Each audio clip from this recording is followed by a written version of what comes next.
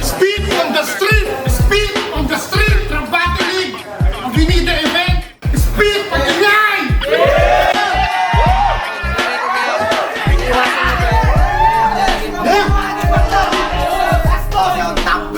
Pag sinalo mo yung kamuo ko, tsaka lang magiging matugo yung i-speed mo sa street, ha?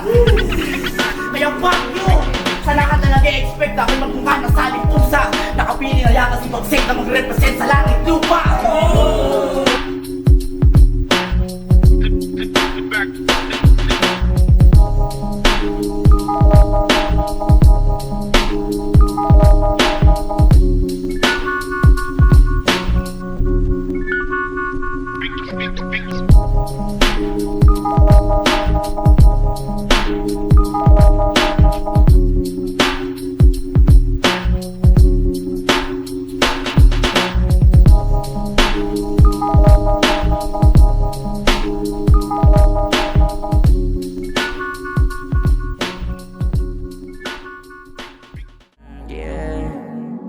Pinatunayan mo lang din anong kaya mong gawin. Sa pagkita nating dalawa nagawa mong tuksuin. Kasi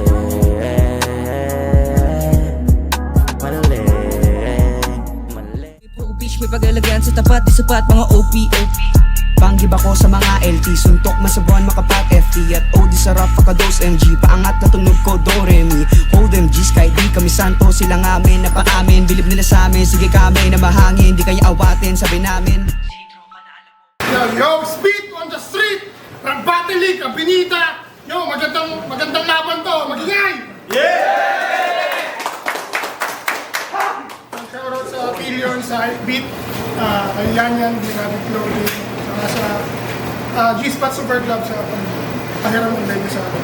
Sa Goodwork Collective at sa Hardwood Sneaker Beast. At shoutout kay MJ Dalumi Foamy, solid on the spot videographer. Sa kanan, galing pang Kamarin, Caloocan, mag-ingay para kay DK! Pinatunayan mo lang, yeah.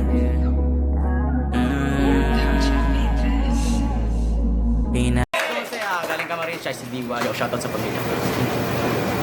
Sa kaliwa naman, galing pang Valenzuela, mag-ingay para kay Tooth! Hold MGs kahit di kami santo, sila ngamin napaamin. Bilib nila sa amin, sige kami na mahangin. Di kaya awatin, sabi namin.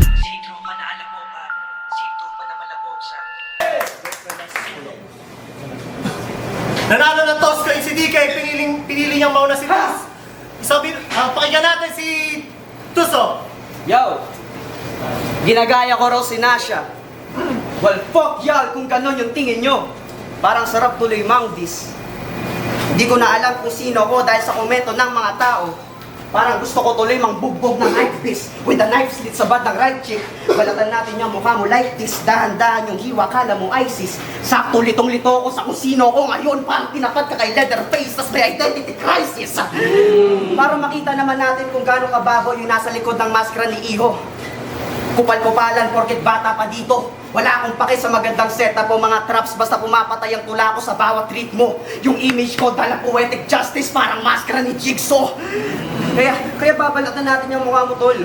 Totoo, hanggang identidad mawala. Hindi ka na mamumukaan maging nang tinitingala. Habang labi ni TK tinitinga na yung dugo pinipiga pa. Di matukoy yung pangalan kahit dinidikta na. Ganyan talaga, matanggalan man ang mukha o hindi yung DK talagang di kilala.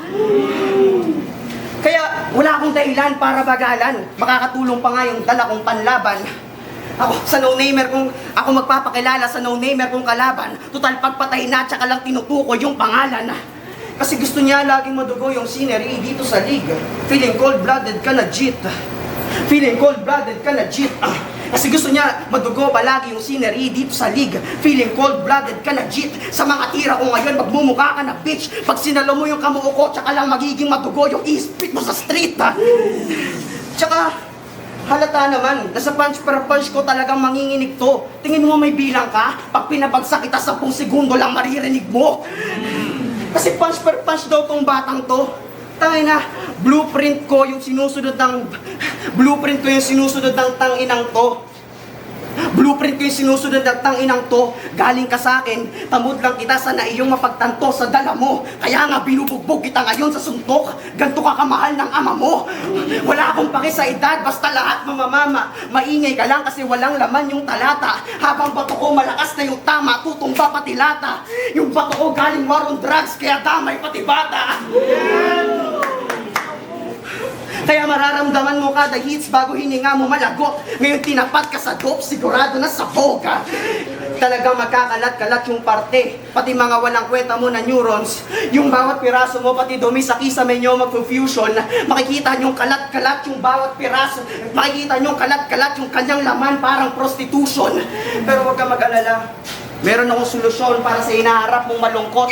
Para wala kang maramdaman sa walang tigil na sapok. Tapos biglang dating pa ng doktor para may dalang pampaantok. Parang abortion yung pagpatay ko dito sa bata, suportado pa ng doka. Yeah! Yeah! Nagtawag pa ng isa.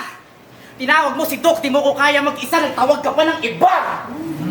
Yo, spit on the street game? Yeah! Fuck you, Toos! You're out in this league, kaya nagkamali ng pinupunta. Kasi alam nyo naman kapag may Toos na sa street, tinutumba. Yeah, ma-shoot that, hudrat. Ngayong gabi, magagabi. Saktong snitches, get stitches, tas linya ko magtatagbi. O ba't iniwan yung ganun linya? Generic yung mga ganun linya. Ginaya ko lang si Toos. Kasi bakit? Anong linya na anong angle na sipat mo sa akin?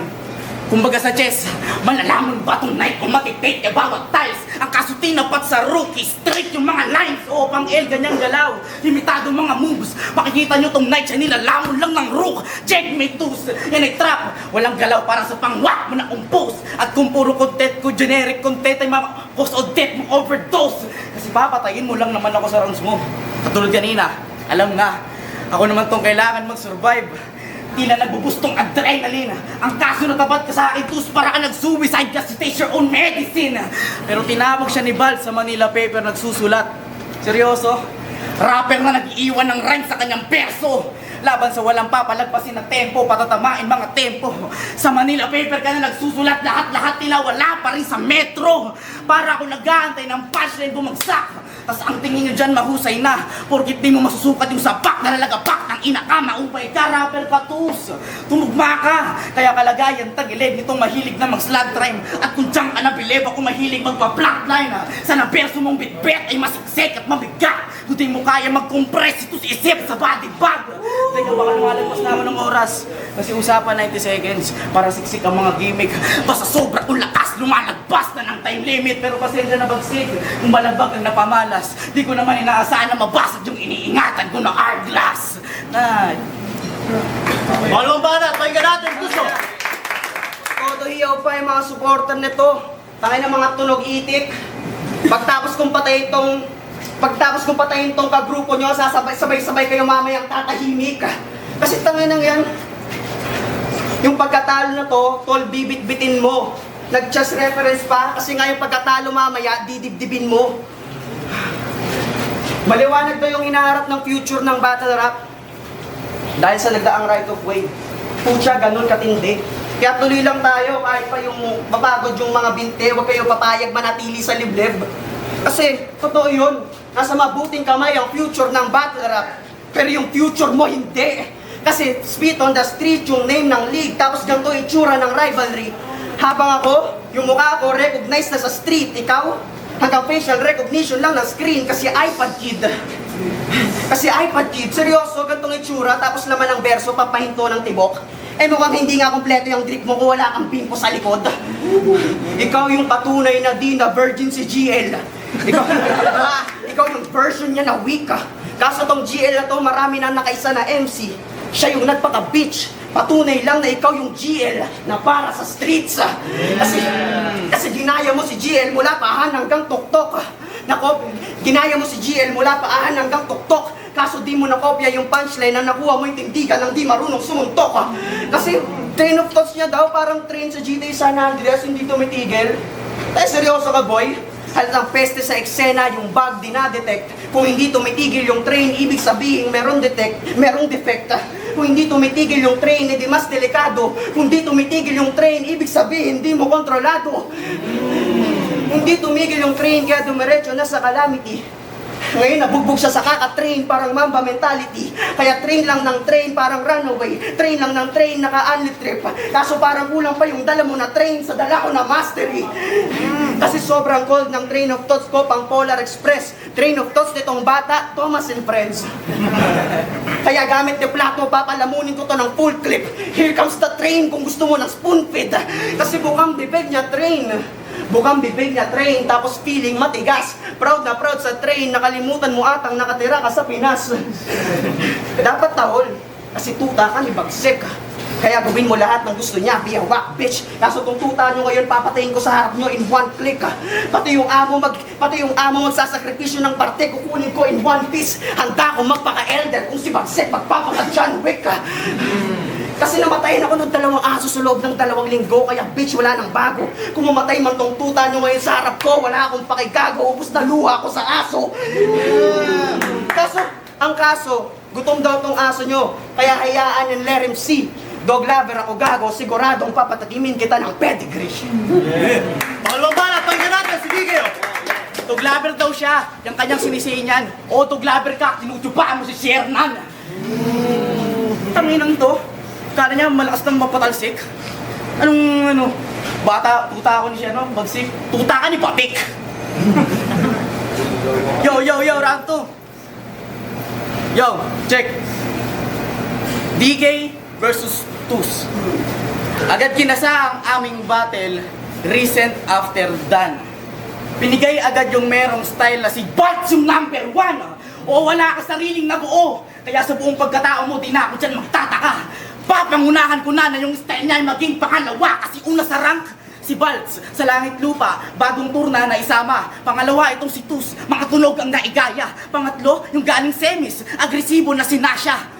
Doon palang makatunog kang sa lahat, nasa gitna ka. Kung si Nasha mastermind, nasa likod siya ng lahat, ganyan ang linyang nagbida. Kung naman yung nasa mid, nasa gitna ka lang nila. Sa ganyang kalakikinang, pag nasilayan na, itinatak niya na. Kaya nung ginto sa underground, tangina, pilak lang pala. Habang ako, ang just a kid, ikaw ang title, ayun yung simple plan. Delivery ng iba yung dinideliver mo na parang middleman. O pa naman, sa gitna, di ka na makaalis at para dyan talaga tong whack bitch. Greatest thing since sliced bread nilang ginagawa mong sandwich. Fuck bitch! Yan ang kanyang first of life o CB. Pangungof yan ng info ng dirito kontrahin. Nag-control C plus control B para yung estilo kopyahin. Oo, isa kayo ng tunog. Isa kayo ng tunog, kaya tanggapin ng malugod yung aking compliment na backhand. Yung nabuo nyo sa pulo, ayun ay no man is an island. Gumitna ka na lang sa lahat, di ka na makaalis dyan sa napiling palabas. Kung gigitna ka sana sa rumaragas ang truck at bus. Wako yung rising star, kaya si Baka in the scene. Pakikita nyo tong tusya ay stuck na in between, ngayon dinaisect ko karakter. Memorya babalik kung tinalo ka kulit, parang pang flashback yung ganto. Wala ka sariling stilo, kaya malabo maging stylish yung ganto. Ako magpapalubog sa iyong may pwersa. Ako magpapalubog sa iyong magpwersa. Matunog na to sa eksenang magkakatunog kayo sa eksena. Tay. Pangalawang bala, pakinggan natin si Tus. Ikaw, stylish to. Puta, wala naman nagsabing stylish to. Stylish to. Sinabi pa niya ng mabuti. Tinatanggi niyang tuta siya kasi isa siyang pussy. Choker ako. Choker talaga ako. Kung hahayaan niyo ako sa kalintong tanginang to, o sunugin gamit yung kamay na ginamit kong panulat hanggang sa maging abo. Kasi bata pa lang daw siya, gusto niya na magkaroon ng semento sa pangalan. Pwes ako na bahala sa lapida mo para manatili yung pangarap kasama ng saya. Habang buhay ka ng bata pag tinanggalan ng hininga, mas mabuti nang manatili ka dyan kasama ng imahinasyong di magiba. Kasi pagtanda yung realidad tol nakakadismaya. Kasi anong espesyal kay Parin kung di siya bulag at halata? Anong espesyal kay Righteous One kung hindi siya pilayat ng mamama? Anong espesyal sa mga femsi kung wala silang kipay at dalaga? Anong espesyal kay DK kung di namin alam na bata ka? Kasi di ka makakasuntok, tol, nakakaawa ka. Para kang silanseta na hinamon ng suntukan kasi mukhang bibig ay bata pa. Kaya handa akong hintayin ka sa flip-top, dun makipag-pound per pound. Kaso magiging same lang yung scenery sa speed on the street kasi ako pa rin yung upper hand. Mararanasan mo na naman mabaon hanggang sa underground. Kasi sa battlefield, tinuturing daw na general itong bata. Tangay na dun ay wala akong bilib. Kung nagagamit ang panggoyo ang edad, pwes tatamaan din to sa leeg. Oo, sa leeg kapupuruhan para nag-self-defense sa dikoy. Sa leeg kapuputulan ng hininga hanggang sa magmukha na egoy. Yung pangarap ng bata makalipad, ako magtutupad din boy. Kaso sa runway palang leeg na ang tama parang si Ninoy. Luluhod lang. Luluhod lang ako kung gusto kita gawing George Floyd. Fuck this shit. Kaso nga lang sa sobrang hangin ko, di ka na makakapag I can't breathe. Mag-rap ha? I can't breathe kasi flip-top MC agad ang tinapat. Nagpakitang gilas lang sa first battle, nauto ka naman. Kaya sigurado sa mga tinanim mong pausbong malamang, may mga hambog. Kaya maupo ka na lang. Kung yayabangan mo ko sa pinag-ugatan ng ulo mong malaman, papaalala ko lang sa'yo na marami ng routing sa'kin, patubo ka pa lang. Tangin ng writings kasi yan, tol, ang sarap burahin kung tingin mo yan ay yung best mo. Tingin ko sa'yo di marunong magsulat, paano mo ako malalagay sa death note? Yeah! Ngayon pa lang pinapamukha ko na yung agwat natin. Spit on the street yung bandera mo habang buo na yung akin. Street pa lang nire-representa mo, tangina, pulo na yung akin. Yo, check!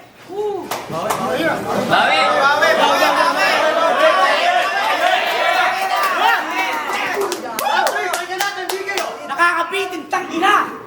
Bagong format, 90 seconds lang dapat. 2x2 Royal Rumble, 2x2. Ilan lang yan sa mga labang naganap on this event.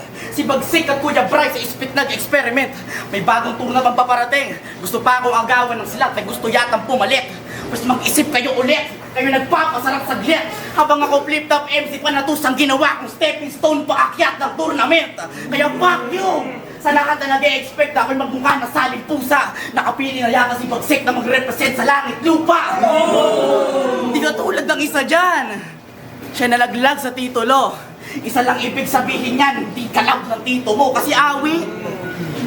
Sa titulo nakipaglaban, pulo naman ng equities. Mula kay Vance nagbalagtasan, nabuo niyang enemies. Kinapos yung kasulatan, championship niyang very miss. Tinakuha yung pulo, kaya yung tus nag-reminis. Awit, abot kamay mo na yung title sa huli na malupitan. At yung panalo sa munti ay nauwi sa kamuntikan. Kaya yung Vance, yung pulo, sa inyong pulo sa langit lupa, dinatawid. Habang si tus sa purgatorio ko naman ihahatid. Yan ay sampal pabalik. Sa ilalim ka ulit, hindi ka bagay na mag-flip-top sa way of writing na baon. Mapapanood to ni Enigma, mapapasabing last na yun. Umalong-talon ka na lang sa iba't ibang liga, saan na lang napupunta. Habang mga sigaw ng taga-pulong naririnig mo, bata nalulunod na, nakulagot. Sa stress pa napadpad, nawawala ka iho. Nilayo ko sa pulo, siya di masasalpan ni Tito. Naku kawawang pamangkin. Spin on the street ka napadpad, napadasal pinata ko. De Jesus ka pamangkin, tas wala akong sinasantong time. O magiging isang best master ako rin, no? Ang boto na urado, 2-1, magingay para kay DK! Judges! Shoutout, GC. Shoutout ako sa inisyon niya. Shoutout lang ako, alas 12 Agos, First Beach. Sa pamilya ko, Mama Ina, Papa PJ, Kate 3J, Northern, Super Kansas, at kay Madam Jana, Bagansina, Malakal ko, Super ka ng Norte.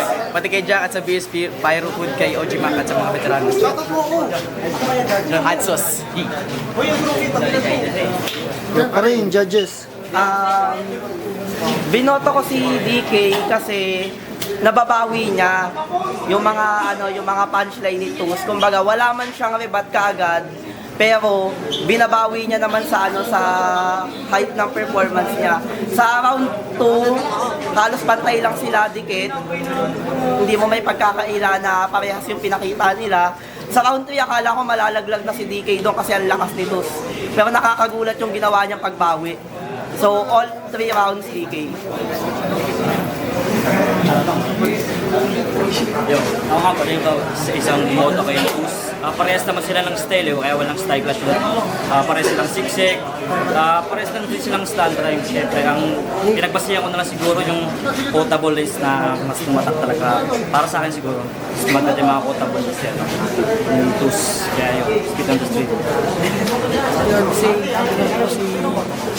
DK kasi pero sobrang dikit ang hirap i-judge ng laban na yun. Para sa akin yung round 1. Round 1, round 2, parang naangatan ni DK sa linis ng performance. Pero yung round 3, talagang iwan na iwan si DK na Gatos yun. So sobrang konting-konti lang naboto ko si DK. Dahil din na sa linis ng performance niya.